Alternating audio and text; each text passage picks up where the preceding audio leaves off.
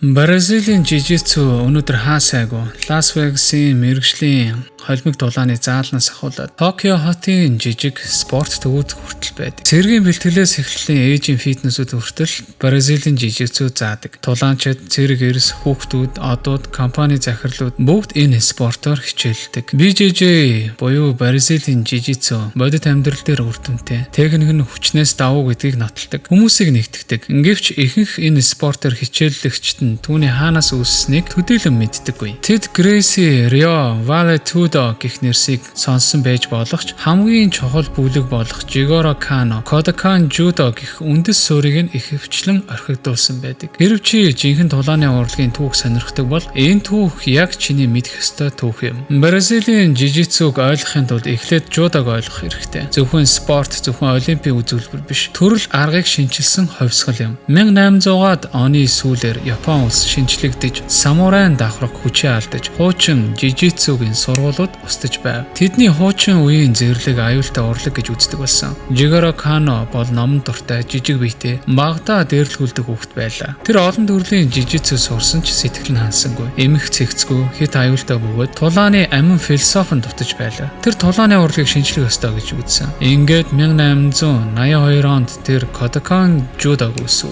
Жудо бол зүгээр техникийн цуглуулсан зүйл биш. Энэ бол шинжлэх ухаан сургалт ёс зүйн нэгдэл юм. Тэр хамгийн аюултай техникүүдийг хасаж аюулгүй байдал систем зорилготой сургалтыг бий болгож Английн бүс сургалтын арга хөтөлбөр зохиосон. Каногийн өөрөө хамгийн бага хүчээр хамгийн их үр дүн бие биедээ ашигтай байх. Энэ хоёр санаа нь жудо төдийгүй түүний ирээдүйн хүүхэд болох Бразилийн жижигцүүг ч гэсэн тодорхойлсон юм.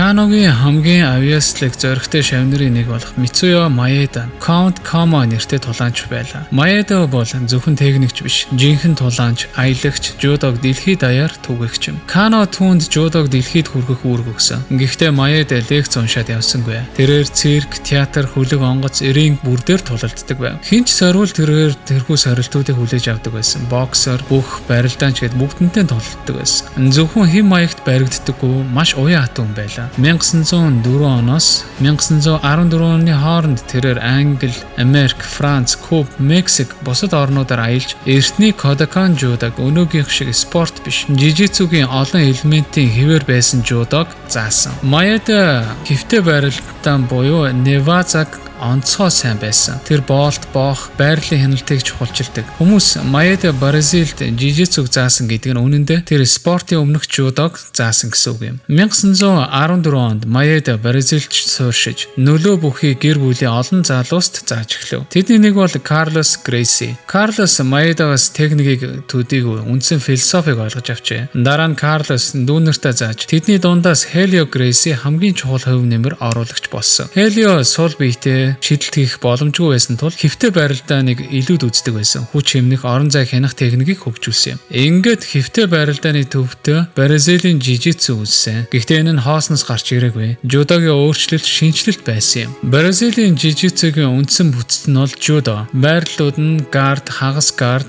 сайд контрол, маунт, нуруу, гар заламтгах, боох техникүүд, тэнцвэр, байрлал, хөшүүн бус хөдөлгөөн, хүчнээс илүү техникт итгэх зарчим. Эдгээр нь Кано болон Кодоканы сургаалууд Грэсийн зөвхөн өөрийн нөхцөл тохироогүй эсхийг л хассан. Энэ дээр бол шидэлтүүд, барилдааны хурдтай байдаг хэсгүүд, спортын барилдааны элементүүд гэх мэт. Тэгээд өөрийнхөө орчин нөхцөл тохирохоор гард болон хэвтэй барилдаан байрлал ахиулах хэмнэлттэй стратегийг илүү оруулж өгсөн гэсэн. Тэд зүгээр ч нэг зохион бүтээгчид биш, инженерүүд байсан. Цаг хугацаа өнгөрөхөд жудо спорт жиж олимпийн дүрмээр хязгаарлагдаж хэвтэй барилдааны цаг багасч хөл барих хориотой болсон. Харин Бразилийн жижигцүү no-gi, submission only, өдөр тутмын роллинг илүү туршилттай амьд барилдаантай соёл болж хөгжсөн. Гэхдээ үндсэн суурь нь хэвээрэл байсан. Өнөөдөр холимог тулаанд энэ хоёр төрлийн уялдаа маш тодорхой харагдана. Ранда Роусын жудогийн шийдэлтийг ашиглан хяналттай тогтооно. Чарльз Оливера, Дэмэн Майя гэх мэт эдгээр тамирчид Бразилийн жижигцүүгийн шилжилт ба боолтоор төгсгөн. Хинч аль алинд нь албан ёсоор сурдаггүй байсан ч хоёр урлагийн зарчмыг ашигладаг. Ташаа хянах, байрлал эвдэх, хүрээг хамгаалах. Бразилийн жижигцүү ба жудо хоёр нь бол эсрэг төсрэг өөр тулааны урлаг биш. Нэг модны хоёр салаа мөчр юм. Бразилийн жижигцүү шин мэт боловч үндэснээ эртний Японы жудогийн модноос ургасан мөчр юм. Энэ урлагийг олон зуун мянган хүн өдөр бүр